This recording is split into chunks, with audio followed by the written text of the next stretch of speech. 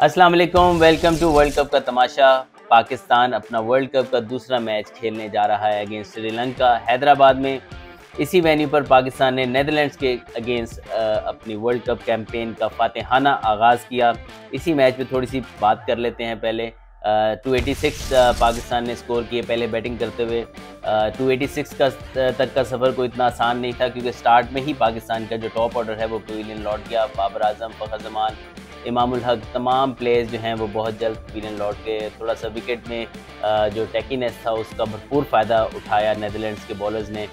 लेकिन यहाँ पे दाद देनी पड़ेगी मोहम्मद रिजवान और साउथ शकील को, जिस इंटेंट से उन्होंने अंडर प्रेशर बैटिंग की। आई थिंक प्रेशर डाला बॉलर्स पे दोबारा, और आई थिंक एक बहुत ज़बरदस्त मैच विनिंग पार्टनरशिप थी, जिससे पाकिस्तान थोड़ा कंफर्टेबल पोजीशन में आया। और उसके बाद ये 286 का जो टारगेट है वो दिया पाकिस्तान ने नीदरलैंड्स को। इसमें ना सिर्फ साउथ शकील और रिजवान बल्कि मोहम्मद नवाज़ और शादाब की कंट्रीब्यूशन भी शामिल है।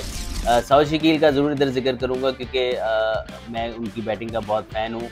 उसके अलावा जिस तरीके से उन्होंने अंडर प्रेशर पहला वर्ल्ड कप का मैच वो खेल रहे थे, लेकिन जिस कमांड और अथॉरिटी के साथ उन्होंने बैटिंग की, जिस कॉन्फिडेंस के साथ बैटिंग की, आई थिंक वो बड़ा ब्राइट स्पॉट है पाकिस्तान के मिडिल ऑर्डर के लिए। जो हम अरसे से सुनते आ रहे हैं कि पाकिस्तान का जो मिडिल ऑर्डर है वो अक्सर अंडर प्रेशर वनरेबल रहता है, लेकिन ये एक ब्राइट स्पॉट हमें नज़र आया है।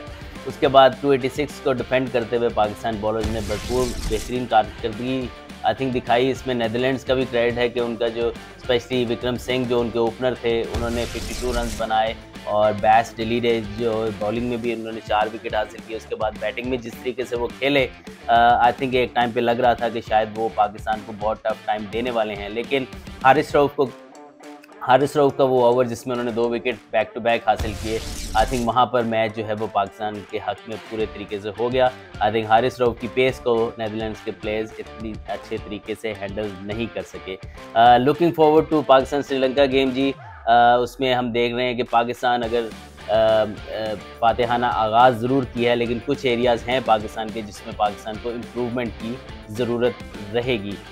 फ़खर जमान की काफ़ी बात हो रही है, क्योंकि उनकी फॉर्म जो है वो काफ़ी अर्से से वो रन्स नहीं कर रहे और काफ़ी अंडर प्रेशर भी हैं। हमने पिछले मैच में भी देखा है कि वो उतना कंफर्टेबल नहीं लग रहे, जो कि अंडरस्टैंडेबल है जब आप रन नहीं बना रहे होते। लेकिन क्या हमें उनको चेंज करना चाहिए? मेरे ख्याल में अब्दुल्ला शफीक एक बहुत बेहतरीन ऑप्शन आपके पास मौजूद हैं। आई थिंक अब्दुल्ला शफीक को आप चांस ज़रूर दे सकते हैं। फ़खर जमान हमारे ऐसे प्लेयर हैं कि वो मैच विनर हैं, बड़े गेम्स के प्लेयर हैं, तो ज़रूर उनका वर्ल्ड कप में रोल रहेगा। लेकिन आप थोड़ा सा समटाइम 2 से 3 मैच रेस्ट दे के आप रिफ़्रेश हो सकते हैं। तो आई थिंक टीम मैनेजमेंट को ये सोचने की भी ज़रूरत है कि फ़खर जमान को हम बहुत ज़्यादा ओवरलोड तो नहीं कर रहे, क्योंकि एज ए बैटर जब आप रन्स नहीं कर रहे होते तो बहुत ज़्यादा बैगेज आपका बढ़ रहा होता है। जितने फेलियर्स आ रहे होते हैं उतना बैगेज बढ़ता है। तो आई थिंक या तो फिर आप एक क्लियर मैसेज दे दें कि जी फ़खर जमान ही खेलेंगे, फ़खर जमान हमारे मैच विनर हैं। तो या तो वो जिस तरह इंजी भाई ने वर्ल्ड कप 92 में तमाम मैचेस खेले थे, उनसे परफॉर्म नहीं हो पा रहा था, लेकिन उन पे बिलीव था उस टाइम के कैप्टन और मैनेजमेंट को कि ये हमें क्रूशियल मैचेस जिताएंगे। या तो हम इस तरफ सोचें, या फिर हम चेंज करें। मेरे ख्याल में थोड़ी 3 से 4 मैचेस के लिए हमें नया पेयर तलाश करने की ज़रूरत है। स्पेशली अगर हम अब्दुल्ला शफीक, जिस तरह उन्होंने एशिया कप में बैटिंग की अगेंस्ट श्रीलंका, बहुत ज़बरदस्त प्लेयर हैं वो, और हो सकता है हमें एक नया जो है वो ओपनिंग पेयर इस वर्ल्ड कप के लिए मिल जाए।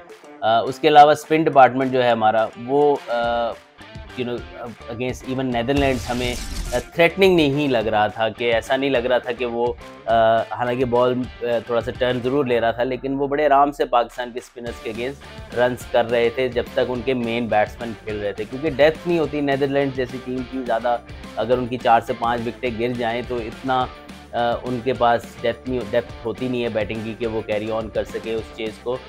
तो हमने देखा कि थोड़े से एनालिसिस हमारे स्पिनर्स की बेहतर हुए, लेकिन against better sides I think हमें अपनी स्पिन डिपार्टमेंट में या तो थोड़ी चेंज लाने की। उसामा मीर हमारे बेंच पे मौजूद हैं, उसामा मीर को हम ज़रूर खिला सकते हैं, क्योंकि वो प्योर विकेट टेकर हैं। आई थिंक या तो शादाब या नवाज़ की जगह हम उनको इंडक्ट करें। आई नो शादाब और नवाज़ दोनों बैटिंग में भी कंट्रीब्यूट कर सकते हैं ज़्यादा, में भी बेटर बैट्समैन हैं, बेटर फील्डर हैं, लेकिन हम अगर उसामा मीर को लाते हैं तो हम एक प्योर विकेट टेकर को लाते हैं और वो भी एक मैसिव रोल प्ले कर सकता है आपके मैच जीतने के अंदर। तो आई थिंक कि हमें ये सोचने की ज़रूरत है कि हमें कैसे इम्पैक्ट मिडल ओवर्स में कैसे इम्पैक्ट डाल सकते हैं।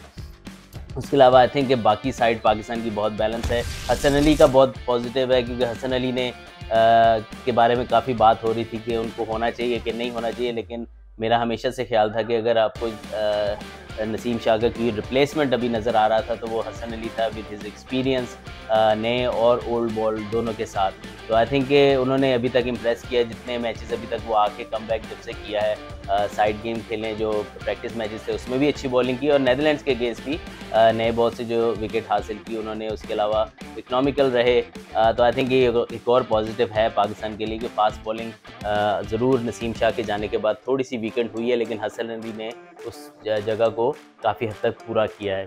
श्रीलंका की बात कर लें तो श्रीलंका पे एक बहुत बड़ी डिफीट के बाद आ रहा है और 428 रन्स जो उन्होंने कंसीड किए अगेंस्ट साउथ अफ्रीका, जो कि बहुत ज़बरदस्त बैटिंग ट्रैक के ऊपर था और छोटी बाउंड्रीज भी थी, लेकिन उनकी बॉलिंग जो है वो काफ़ी इनएक्सपीरियंस है।